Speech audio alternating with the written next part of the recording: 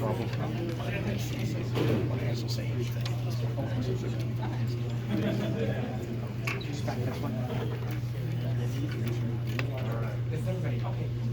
right, everybody. So we're gonna.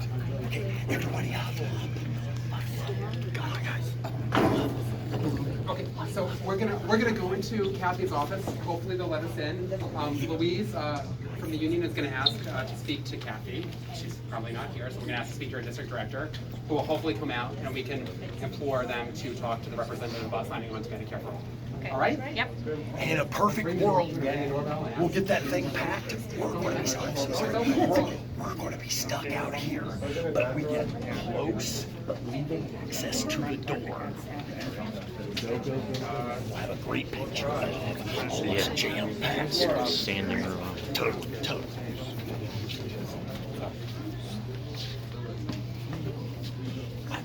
Last person in, hold that door.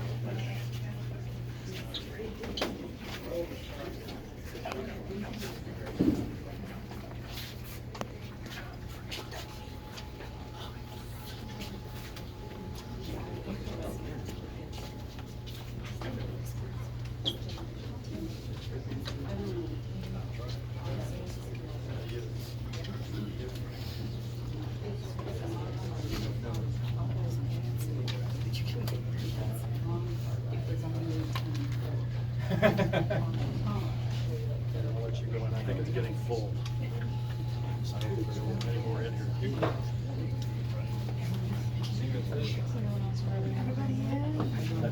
That's about it.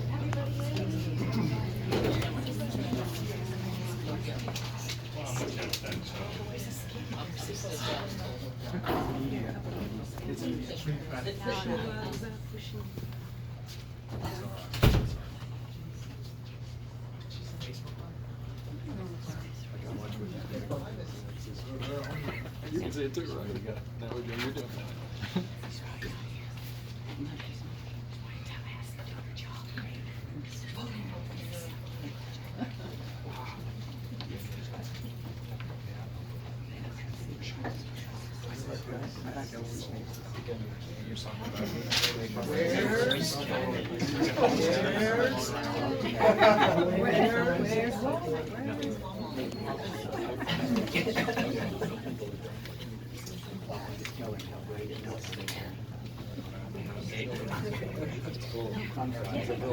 I couldn't take credit.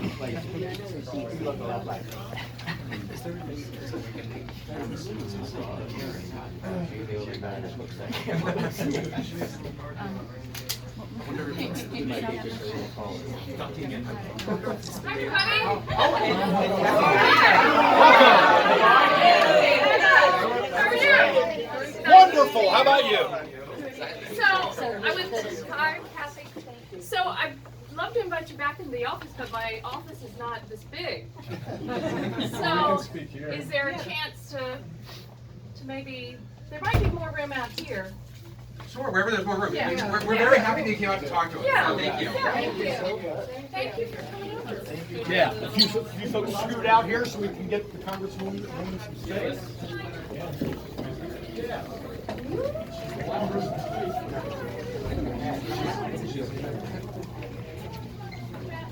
How are you? Yeah, this is a little room here. Happy Friday. Happy Friday. So my name is Louise. I'm with the National Nurses United, and we nurses, along with other local organizations, are out here advocating for you to sign on to healthcare 1384. And it's really, really important. I, as a registered nurse, I cannot tell you how many times I've taken care of patients who don't have insurance and who come in when they're in dire need versus being able to go to the doctor and being on medication, as well as people also who do have insurance and are still paying lots of money out of pocket in a for-profit industry. Right. And so we are here. We have one woman right here who I believe, if you'd like to come up, she had actually sent you a letter, and she could really tell you what it's like to have insurance and still be in an So tell me your name again. My name is Kristen Hoffman. Kristen, and you're from here in Tampa? I am. I'm I'm a cancer survivor. Last year, I was lucky to survive cancer, and I was lucky to do so without going bankrupt.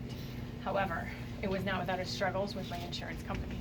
My insurance company denied me multiple times throughout my plan of care, and I was lucky enough to be seen at Moffitt, which is one of the top 10 cancer specialist centers in the country.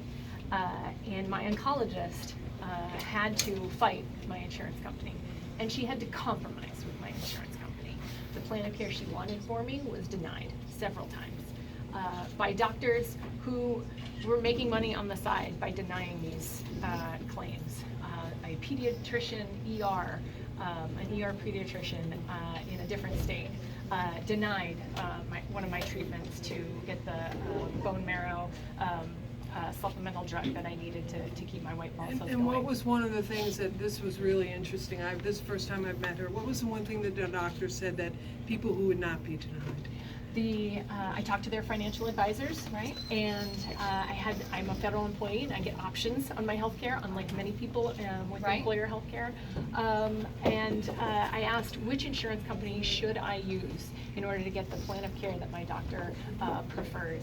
And she said, there is only one insurance that never denies a Moffitt doctor's plan of treatment, and that is Medicare for all. That is Medicare, and you are too young.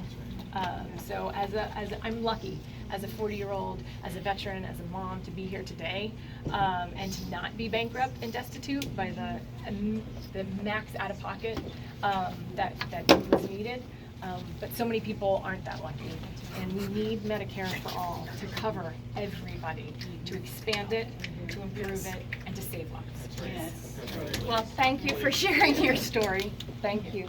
So you have insurance. I have. Because you're a federal employee. I have pretty good insurance. So it's not like you're a working person, a small business owner, or falling into the Medicaid gap No. in Florida. You have good insurance. Yes. And you pay your premiums. Yes. And your co-pays. Absolutely.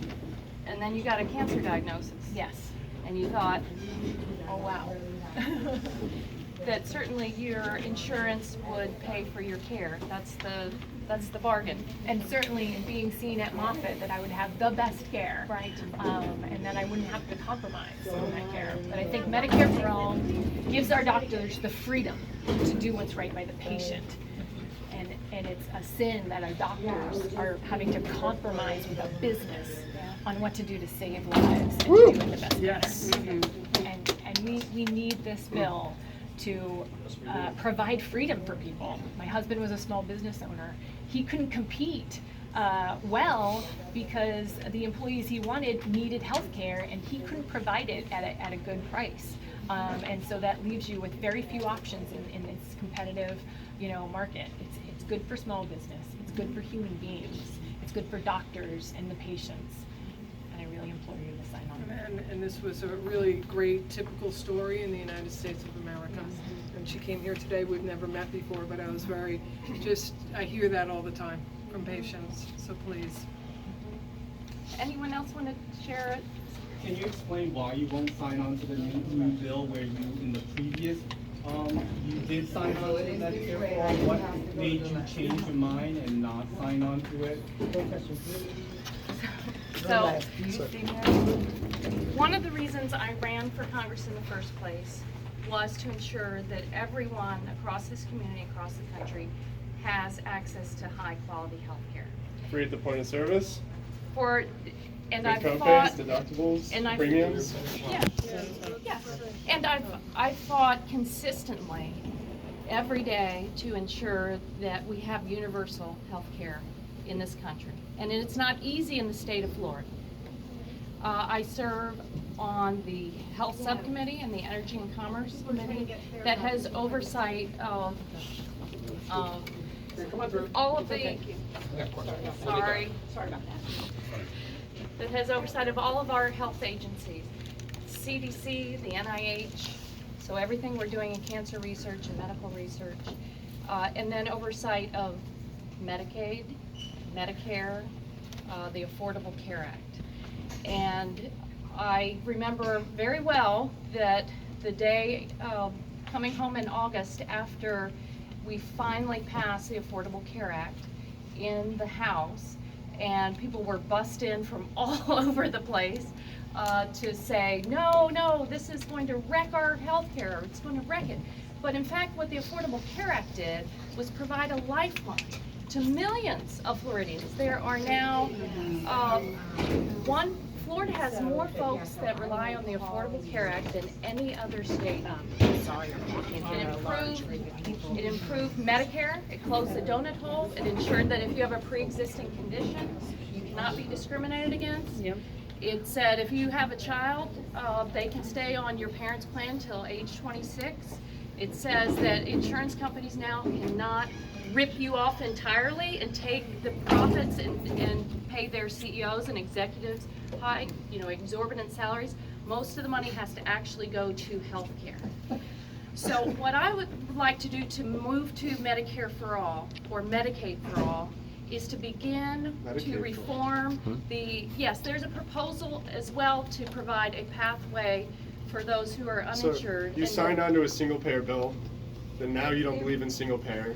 So you I don't do. want single payer healthcare. I do, but we can't wave a magic wand and do it in one fell swoop. That's very That's why there's a 4-year disruptive. transition. But Also, that's why you passed legislation in the House and in the Senate. We have 118 people in the House, Democrats, that have co-sponsored onto this single payer bill. You are not one of them. You are actually in the minority.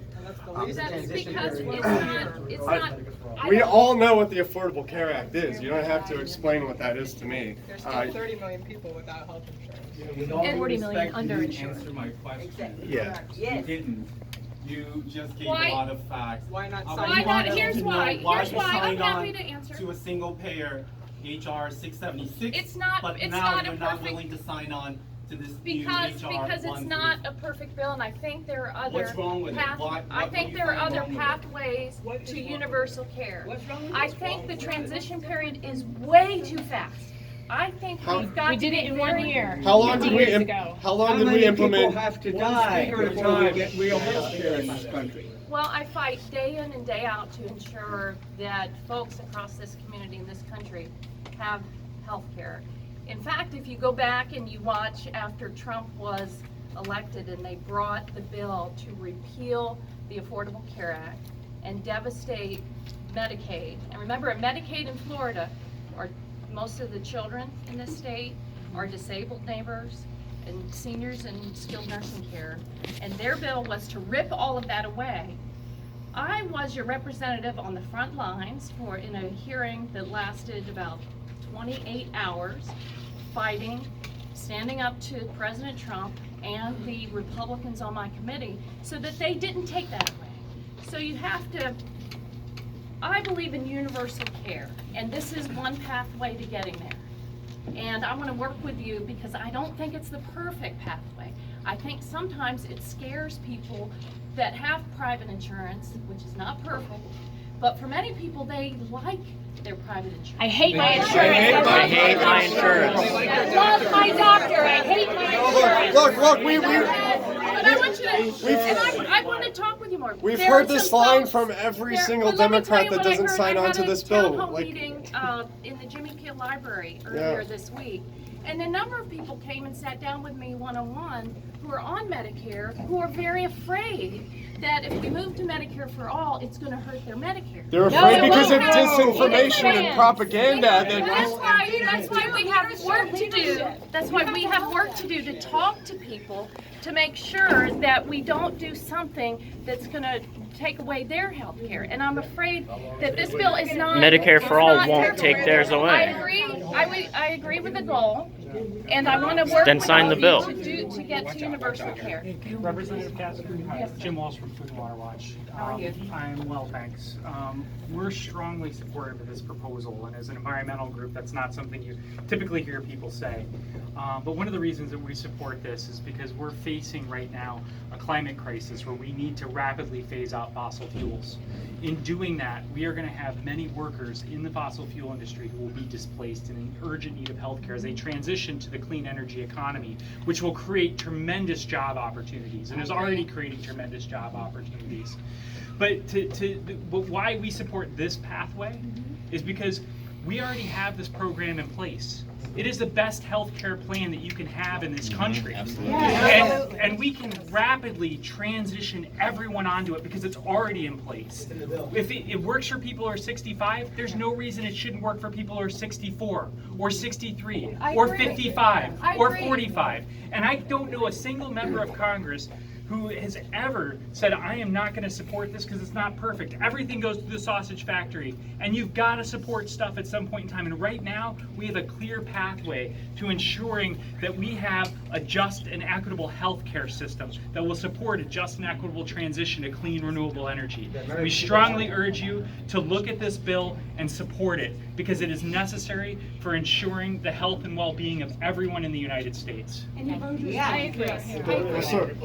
And we are facing a climate crisis, and the public health impacts are going to be dire. And we have a moral obligation to our kids and our grandkids to do it and to make sure we're mindful of folks who do not have every advantage. They don't have AC running 24 hours a day, or they're working out in the hot sun. Sounds like they need Medicare. They do need health care. I want to work with you all. I've seen competing. Sign our bill proposals. then. I. That's all you have to do. And you've signed it before. You can do it. Sign on and then, make the tweaks that you feel that need to occur, because it's never gonna come through as a perfect thing anyway in the beginning. Sign on, please. We'll keep doing this. I live in your district, and people in the affluent South Tampa are welcome to keep their private insurance, but there are huge swaths of working class in your district. And this is a movement, and more as we move forward, the healthcare system, the for-profit healthcare system is failing more and more people. And this movement is going to keep growing, and we're asking you to get on the right side of history. We are going to get Medicare for all, but we'd like to have it soon. My spouse has private insurance, and that insurance, he's based out of Maryland because he's a truck driver. They pay $77. That's it. For a CAT scan, they pay $100 and some dollars. I have to come out of pocket, and then I get reimbursed whatever that little chunk change is, and we pay a fortune for it. That's your private health care. Medicare for all would make it easier while he's up there working. Me and my kids, my 4 kids, could have medical insurance. We don't go to the doctor. We go to Tampa General when we get sick. That's how dire it is. And we have private insurance. And yes, there's a better insurance for a lot more money that does cover more, but we can't afford it.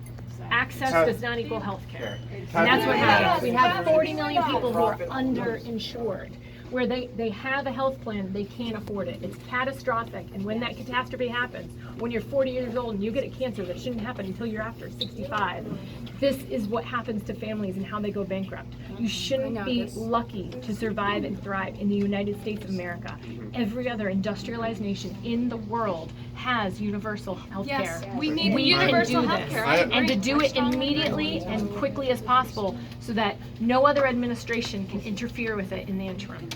I have one question to ask you. Can I get this? Okay. Yes, I would just like to point out, I also am a cancer survivor. And after I was diagnosed, my insurance company dropped me. Okay, that was before the Affordable Care Act. And then I was able to get on a policy through the Affordable Care Act. I really don't want to say the Affordable Care Act. I want to go to Medicare for all. Because the state of Florida, we did not set up their own health care exchange, so we have to pay. And we didn't expand Medicaid. That's left about 1 million of our neighbors. So we have to pay higher premiums than a lot of the other states, and we need to be equitable with the whole United States of America. This Medicare for all would do that. And one thing that I would like to point out too is that when the states took the Affordable Care Act to court, Florida, of course, was, I was in the Supreme Court chamber that day. But I want to point out that John Roberts, when he wrote his Let everybody off the hook for Medicaid. Right, but he said that Medicare for all would be constitutional. He wrote that when he almost saved the Affordable Care Act. He wrote that Medicare for all would be constitutional. This is what is constitutional. And we ask you to please sign on to this. Please. Okay, I'm Rita. How are you Kathy, here? I'm good. How are you? Just a yes or no question. Will you commit to signing on to this bill? I'm gonna fight. Which you've for already done in the universal past. care. I don't think I'm gonna sign on to this bill anytime Well, soon. can I ask you But one I question, wanna, Kathy? I do wanna work with y'all because there are a number of proposals out there. I think you all have said this is the best one, that you've looked. Yes. Yes, it's the only one. So It's the only one. let me do this, and let me go back and take a look at the wide span of Medicare for all, Medicaid expansion, universal care proposals, and get back with you. When? When will you get back? When? Soon. I have one question I want to ask you, Kathy. Do you think private health insurance companies should be able to profit off of people's health care, people's sickness? No. And that's what I've worked for my career in the Congress, and you can count on me to continue to do that. So do you believe in For the example, continued can I existence? give you an of- example? Do you believe in the Let me give continued you an example, existence of though. private health insurance I companies? passed a bill this year to outlaw these junk insurance I've plans read that it, the yep. Trump administration and the Republicans continue to market. It's not These enough. are the short-term, limited duration plans that do not cover pre-existing conditions. They do not cover hospitalization. Sometimes they don't cover your prescription drugs. And that's what we're up against. Medicare for Okay, all, so- take care of all that. Well, so my question is, It would. But She agrees. We don't have the votes to pass that now. So well, that's because count you on need me. people to It's a sign on statement to of the your bill. values. Yeah. Can we come back in a week? Can we come back in a week for your answer? Get people to sign it. Well, Aren't you having you're a welcome town hall? to come back anytime. You're welcome to come back. Well, so you don't think private health insurance companies should be able to profit off of people's sickness? Do you believe in the continued existence of private health insurance companies? And if they do continue to exist, what do you think they're going to be doing? In a perfect world, you would never design the healthcare system we have here in America. You would never. It's disjointed. You have Medicare, you have Medicaid, VA, DOD. You would design a single payer system. So do like it. other countries. That's what we're asking. And I'm in favor to moving that direction. But right now, the Lead. people are when I have other constituents that come and sit down and say, this is very scary to me. We have to get folks together and talk about how we get to that point. Be a leader.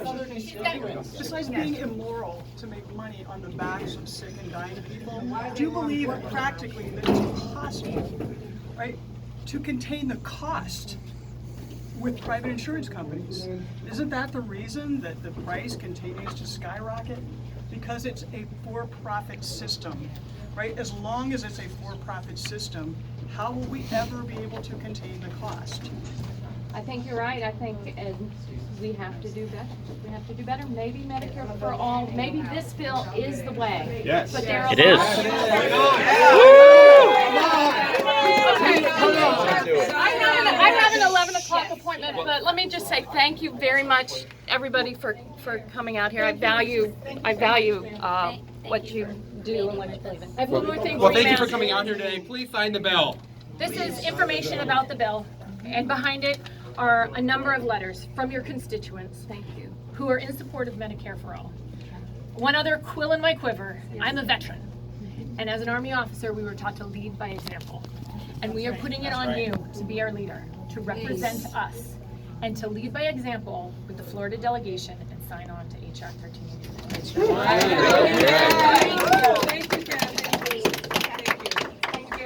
Thank you all. As somebody who worked for Congresswoman Castor's campaign, I'd like to ask everybody here, we've made a lot of demands here. Now, in return, if she signs on, how many people in this room will knock doors or make phone calls on her behalf?